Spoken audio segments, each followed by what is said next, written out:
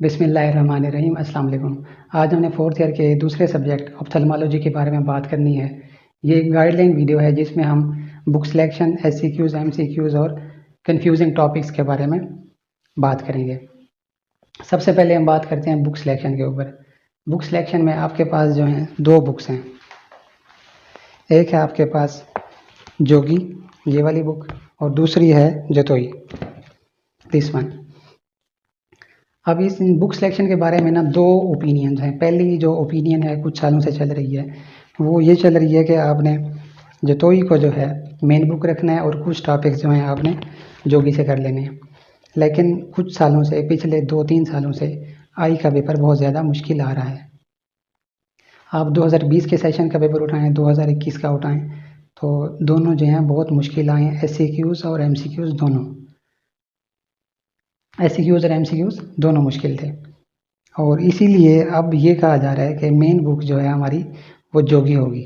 इसको हमने रखना है मेन बुक, क्योंकि ये स्टैंडर्ड बुक है। और कुछ टॉपिक्स जो हैं हमने वो कर लेने हैं जतोई से। अब ये कौन से टॉपिक्स होंगे वो मैं आपको अभी बताता हूँ कि हमने कौन से टॉपिक्स यहाँ से कर लेने हैं। मेरी ओपिनियन ये है कि आप जोगी को जो है मेन बुक रखें और साथ में जो है कुछ टॉपिक्स आपने जतोई से कर लेने हैं। बुक सिलेक्शन के बाद अब हम आते हैं एससीक्यूज की तरफ। एससीक्यूज का ये हिसाब है, आपके रेटिना में से जो हैं आपके 2 एससीक्यूज हैं। यहाँ से आपके आने हैं 2 एमसीक्यूज और बाकी ये जितने भी टॉपिक्स आपके सामने लिखे हुए हैं इनमें से है आपका एक एमसीक्यू, एक एससीक्यू। और कन्फ्यूजन ये है कि फोर्थ ईयर के इस टॉपिक में, इस सब्जेक्ट में, आई में, एससीक्यूज का जो टेबल ऑफ स्पेसिफिकेशन है ये फॉलो नहीं होता। इनके अलावा कुछ टॉपिक्स ऐसे भी हैं जिनमें से एससीक्यू आया हुआ है, जिनमें एरर्स ऑफ रिफ्रैक्शन है, यूवीएल ट्रैक्ट है, थेरेप्यूटिक ड्रग्स हैं, विटामिन ए डेफिशिएंसी, इंजरी और लैक्रिमल एप्टेटस। ये जो है आपको टेबल ऑफ स्पेसिफिकेशन में कहीं पे नहीं मिल रही है, लेकिन इनमें से एससीक्यू आ जाता है। मिसाल के तौर पर उसने जो है लीड से एससीक्यू नहीं दिया और एरर्स ऑफ रिफ्रैक्शन से उठा दिया, या इसके अलावा जो है ऑर्बिट से एससीक्यू नहीं दिया और यूवीएल ट्रैक्ट से उठा लिया, लैक्रिमल एप्टेटस से उठा लिया। तो आपने जो है जितने भी जो टॉपिक्स हैं आपकी बुक के अंदर वो आपने सारे करने हैं। कुछ टॉपिक्स हैं जिनमें से एससीक्यू नहीं आता। 3-4 टॉपिक्स हैं, वो हैं अनाटमी, फिजियोलॉजी, न्यूरोलॉजी, स्क्लेरा और विट्रस। इनमें से आपके एससीक्यू नहीं आएंगे। बाकी जितने भी टॉपिक्स आपको बुक में मिले वो आपने तैयार करने हैं। ये हो गया एससीक्यूज।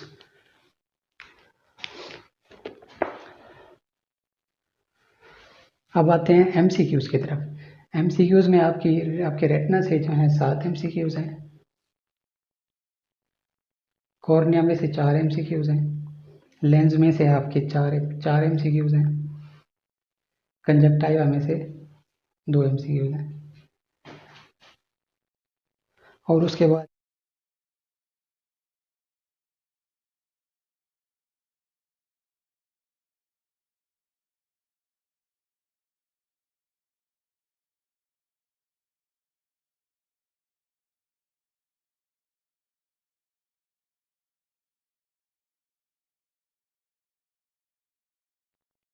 दो एमसीक्यूज, स्क्विंट में से 3 एमसीक्यूज और न्यूरो ऑप्थेल्मोलॉजी में से 2 एमसीक्यूज।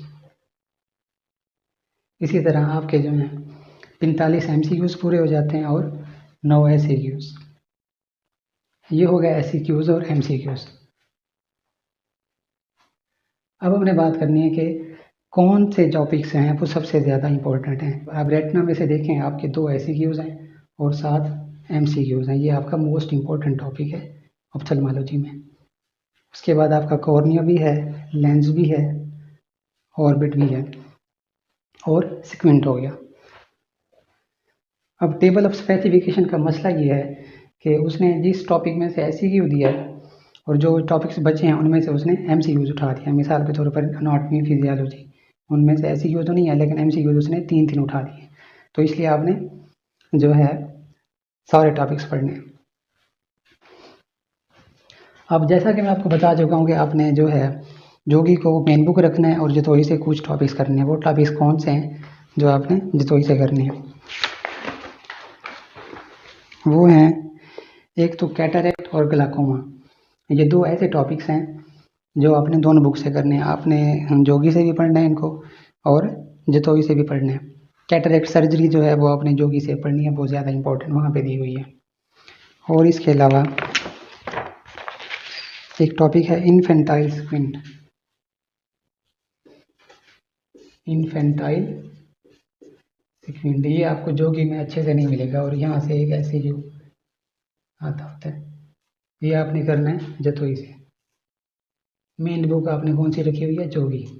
इन्फेंटाइल स्क्विंट, उसके बाद है रिफ्रैक्टिव एकोमोडेटिव स्क्विंट।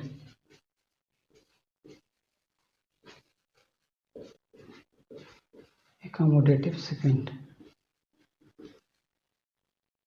ये आपको मिलेंगे पेज नंबर 286 ऑफ जतोई, दोनों टॉपिक्स। उसके बाद आपने करना है वर्नल कंजक्टिवाइटिस। ये आपको जोगी में नहीं मिलेगा, आपको कंफ्यूज करेगा ये टॉपिक, लेकिन यहाँ से हर साल यही एमसीक्यू आ रहा होता है। टिपिकल इसका एक सिनेरियो होता है, और ये टॉपिक जोगी में जो है सही से नहीं दिया हुआ, ये है 68 के ऊपर। और आपने क्या करना है? जतोई से ग्लाकोमा और कैटरेक्ट,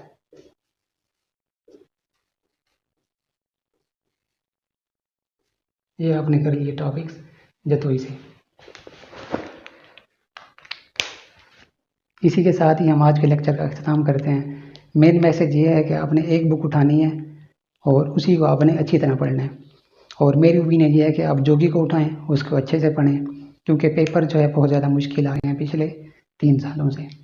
तो जतोई पढ़ने से आपका गुजारा नहीं होगा। आप जतोई पढ़ें, और कुछ टॉपिक्स जो आपको लगता है कि मुझे एक्स्ट्रा उनको टाइम देना चाहिए, या जो ये 3-4 टॉपिक्स मैंने आपको बताए हैं, ये आपने जतोई से कर लेंगे और आपकी तैयारी बहुत अच्छी हो जाएगी। उम्मीद है ये वीडियो आपके लिए बहुत ज़्यादा इंफॉर्मेटिव रही होगी। इंशाल्लाह नेक्स्ट वीडियो में किसी और टॉपिक के साथ मुलाकात होगी। अल्लाह हाफिज़।